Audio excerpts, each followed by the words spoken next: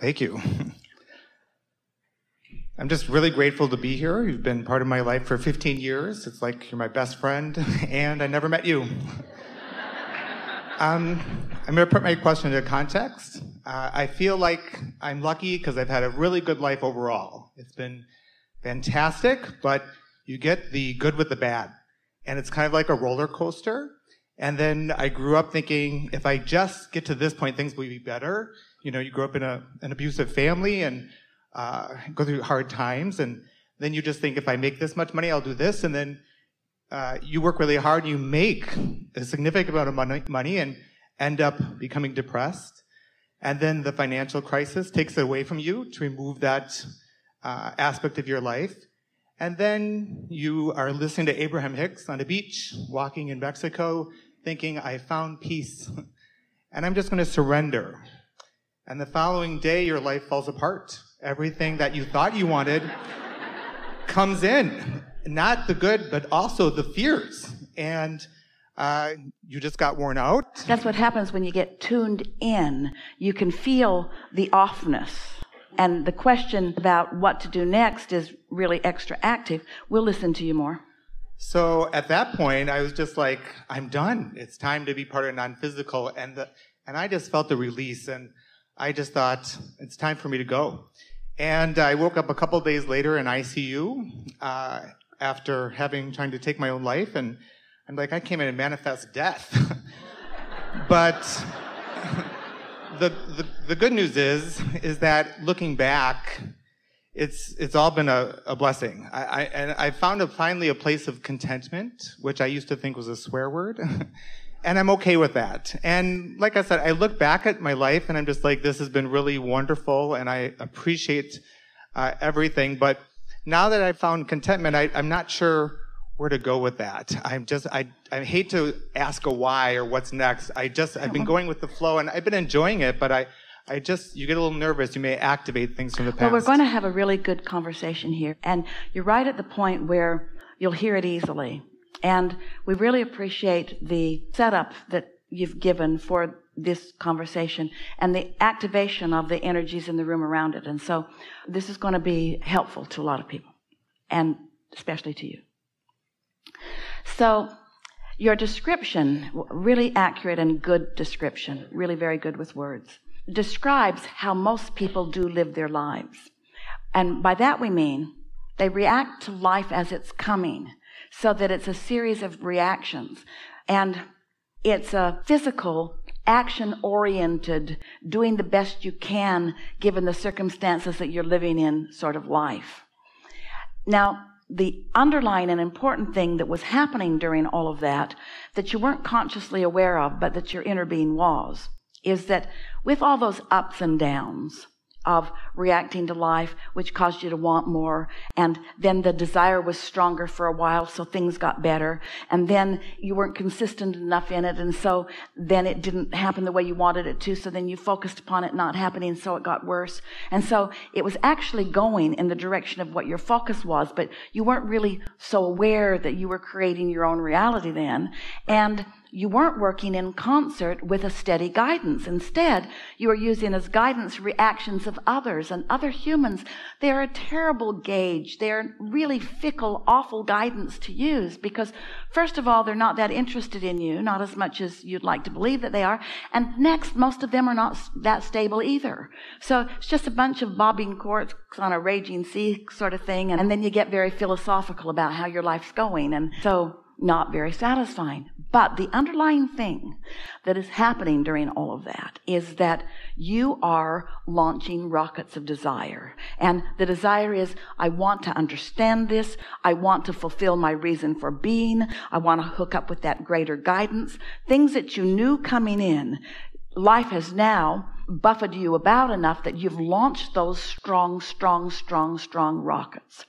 And we want you to hear this above anything that you ever hear, ever again from us or anyone else. This is what we want you to hear. The universe always hears what you mean, not what you're saying. So your life caused you to offer a vibration which caused you to create a vortex. So the meaning that you were radiating to the universe was not, I want out of this physical experience. The meaning that you were radiating was, I want to understand it. I want to flow with it. I want to be in the flow. I want to fulfill my purpose. I want to understand. I want to be deliberate. I want to have steady control of my own life experience. And so you did create that just right, because what you thought you wanted, which was the bailing out of all the resistance, you didn't want out of life. You wanted out of the resistance, you see. And so your inner being, even with all of that intentionality, still helped you to accomplish what you really want, which is a stronger than ever zest for life and understanding about life. Is that helpful? We really want that to be helpful, because for you to say, I can't even kill myself well, couldn't be a more bogus statement. The statement that you want to make is, my inner being knows who I am, and that will always be dominant. And I wasn't as far gone from my inner being as one might believe, because here I am now with a new zest for life. Yes? Appreciate that. Yes, thank you. So now, fast forward to now, and you heard all of that, you got all of that. We know you got all of that. So now what? What's this moment in time about? So I feel like the weight's off a bit. So going forward, so what just happened was, we were ready to reveal to you a resistance lifting experience, and you were ready to receive it and did. Is that what just happened? Yeah, and I feel like I just now I want to do a little bit more of fine tuning going forward, because I feel like I found a good flow, and I'm happy. And I've got great things coming into my life. But to be honest, I'm okay with whatever outcome is. But then that's where it's hard to ask, because am I okay in a relationship or out of a relationship? And then you want both equally. How do you know? Oh, it's too complicated. And you can't get there from there anyway. So we're just going to take another approach to this. We're just going to give you a universal law principle that we haven't been talking about for very long, but that you're really ready to receive. And when you get this one thing that we are going to convey to you here in a really strong state of clarity, you're going to get this, and it's going to serve you enormously well. And all of that stuff that was going on just now as you asked the question is just going to lift off of you too. Here it is. Oh, we're out of time. No, here it is. No. Here it is. Here it is. It isn't about anyone else, which is hard to hear because they're everywhere. And they seem important to your life. But it isn't about any of them or what they are doing or your relationship with them. It's only about your relationship with your own inner being. It's only about your vibration. It's only about what's going on with your own energy within you. So when you get something from a situation or from a person that you don't like, and you have a reaction to it, usually a negative reaction if you don't like it, if you could say to yourself, there's only attraction, there's only attraction, there's only attraction, there's only attraction. There is no assertion. So nobody else asserted that. Not God, not that person. Nobody has asserted anything. It's only attraction. I attracted this. Well, sometimes that's a really sucky thing to hear from yourself about yourself, because you don't want it. And why would you attract something that you don't want? But start there. It matters that you start there. There's only attraction, only attraction, only attraction, only attraction. There's no assertion. Only attraction, only attraction, only attraction. So here, Esther just had this epiphany really recently. Here's the thing that we really want you to hear. You know why that's so surprising and maybe even concerning to you?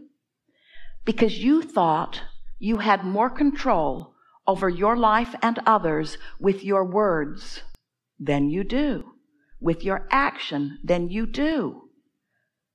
It's attraction, attraction, attraction, attraction, attraction. It's vibration, vibration, vibration, vibration, vibration. Doesn't matter what your words are. It's what you're feeling about something.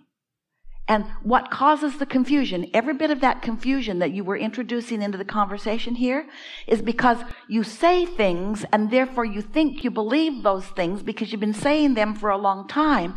But the universe responds to you what you're offering vibrationally. That's why you didn't die. Your words were about that. Your action even was about that, but your vibration was something very different from that. Oh, you're going to find such clarity and freedom when you finally own up. Esther had an experience with someone that she has a big reason to care about, where her steady words for a long period of time were as if they didn't exist at all.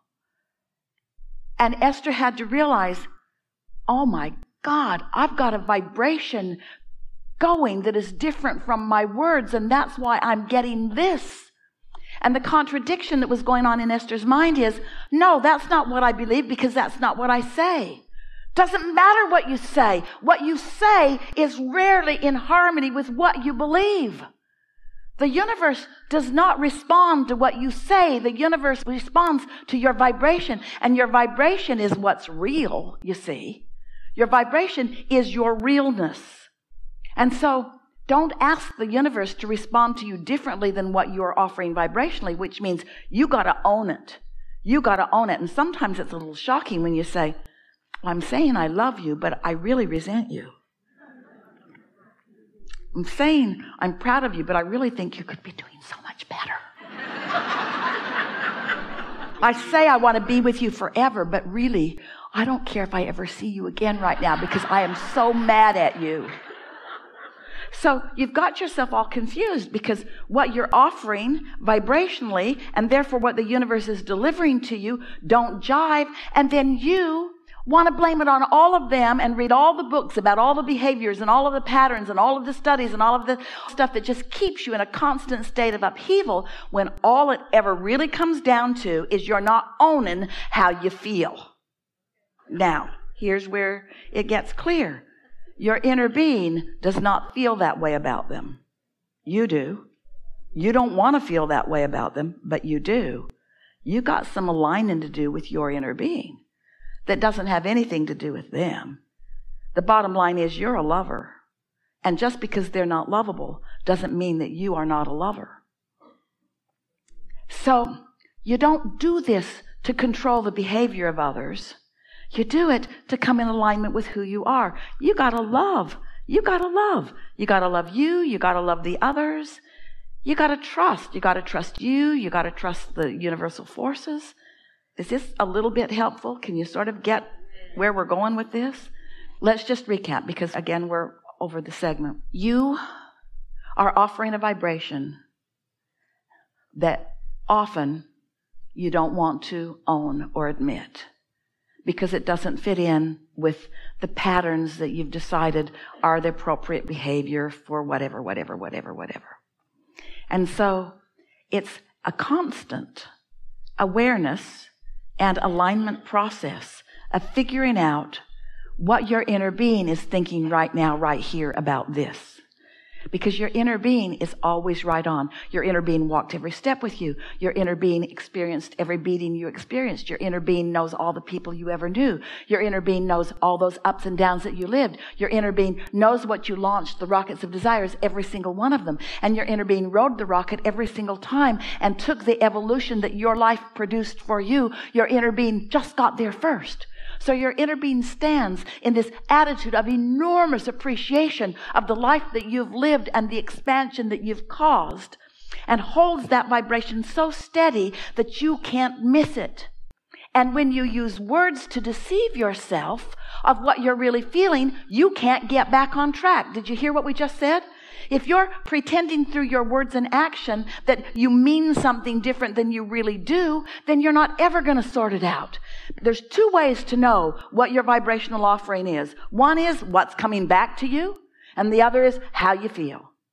So once you own that, and when you don't feel good, you know that there's only one thing to do. We want you to hear this so much.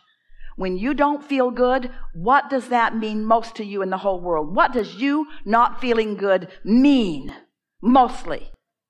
It means right now your inner being feels really good. Because when you don't feel good, that's evidence of the existence of your inner being who feels different than you feel, because you've got yourself deprived of that. Did you hear it? Oh, I'm going to own not feeling good. My guidance system is working. And I'm going to get to feeling good not by demanding different behavior from somebody, but by focusing myself into alignment with my inner being.